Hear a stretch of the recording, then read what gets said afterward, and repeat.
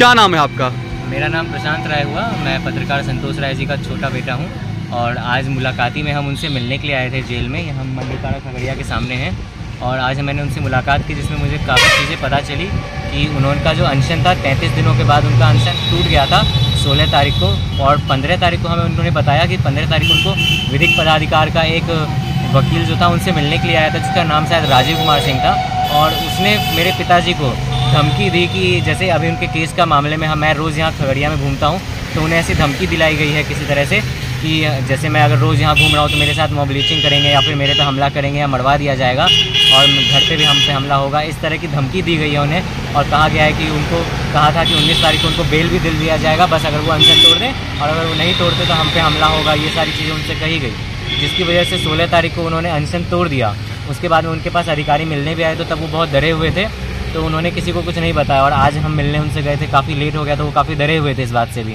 तब उन्होंने हमसे कहा कि अब तुम लोग ये सब छोड़ दो, तुम लोग दूर रहो, बाहर रहो, वो अकेले ये सब लड़ाई लड़ेंगे। और उन्होंने अनशन जो तोड़ा है 32-33 दिन तक मुझे लग रहा है उन्होंने अनशन नहीं तोड़ा था। आप खुद ही सोच सकते हैं इतनी भूख उन्होंने झेल ली, तो वो इस चीज़ से डरते नहीं थे, लेकिन उन्हें बस धमकी दी गई कि हम लोगों की वजह से उनको रोक लिया गया, तो इस वजह से उन्होंने अपना अनशन तोड़ दिया है। डीएम साहब उनसे मिलके गए, एसडीओ साहब उनसे मिल के जा चुके हैं, पर उन्होंने उनको ये बात नहीं बताई क्योंकि वो काफ़ी डरे हुए थे। और अब उन्होंने हम लोगों से कह दिया है कि ये सब मामले में हट जाने के लिए वो अपना अकेले ही रहेंगे। और बजाबता वकील साहब ने मिलकर उनको इस तरीके से धमकाया जी, 15 तारीख को विधिक पदाधिकार के यहाँ पे रजिस्ट्री भी हुई होगी, वो उनसे मिलने के लिए गया और उन्होंने उनको धमकी दी है कि जैसे हम रोज़ कोर्ट में घूमते रहते हैं तो वहाँ पे देखा गया, क्योंकि बेल के लिए वहाँ का कार्यक्रम स्टार्ट चल रहा है बेल के लिए, तो उसमें उन्होंने हमें धमकी दी है कह के कि अगर वो अपना अनशन नहीं तोड़ते हैं या फिर वो ऐसे लड़ते रहते हैं तो हम पे किसी दिन यहाँ कोर्ट में हमला हो सकता है खगड़िया में।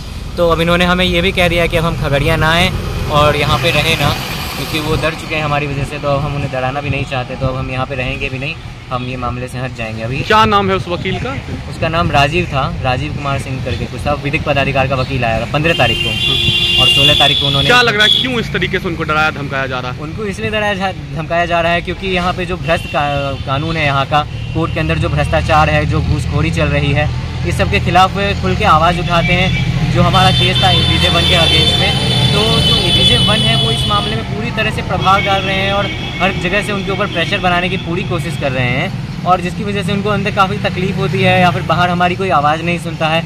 आज 21 तारीख है और हमारा यहाँ पे जो उनका बेल का तारीख था 19 तारीख को था, और उसमें सारी चीज़ें हो चुकी थी। इनके ऊपर जो धारा लगाई गई है 333 मेनली, बाकी छोटी मोटी धाराएं CJM से बेलेवर पर इन पे जबरदस्ती 333 लगाया गया है, और कहीं पे भी डायरी में किसी भी जगह पे ये मेंशन नहीं किया गया है कि कोई इंजर्ड है, किसी को चोट लगी है। 333 का मतलब होता है कि आपने मारपीट की और सामने वाले को बहुत गंभीर रूप से चोट लगी है, पर अगर उसका मतलब है कि वो जॉब पे भी नहीं आ सकते हैं, अपनी काम नहीं कर सकते, वहाँ सब लोग अपना काम कर रहे हैं। डायरी में कहीं नहीं लिखा गया है कि किसी को चोट लगी है, और इनके ऊपर जबरदस्ती कोर्ट ने 333 लगा दिया गया ताकि इनको सेशन कोर्ट में घुमाते रहे, और 1 महीने से इनको जेल के अंदर बैठा के रखा गया है। अभी वो जज यहाँ पे हमें ऑर्डर नहीं दे रहा है, ADJ-5 में हमारा ऑर्डर रोक के रखा हुआ है और कह रहे हैं कि हम 28 को ऑर्डर देंगे, बाद में ऑर्डर देंगे। वो चाहते क्या है कि बस इनको बंद करके रखा जाए, और जो बहस हो चुकी है डायरी में कहीं कोई लिखा नहीं, कोई घायल नहीं, कोई इंजरी नहीं है पुलिस के पास, फिर भी बस उनको बस इसी बात में रखा गया है कि उन्हें परेशान करना चाहते हैं। और इसमें उनका पूरा का पूरा संदेह और गारंटी के साथ वो कह रहे हैं ADJ-1 का पूरा प्रभाव है, क्योंकि वहाँ पे इसके अलावा उनके अलावा कोई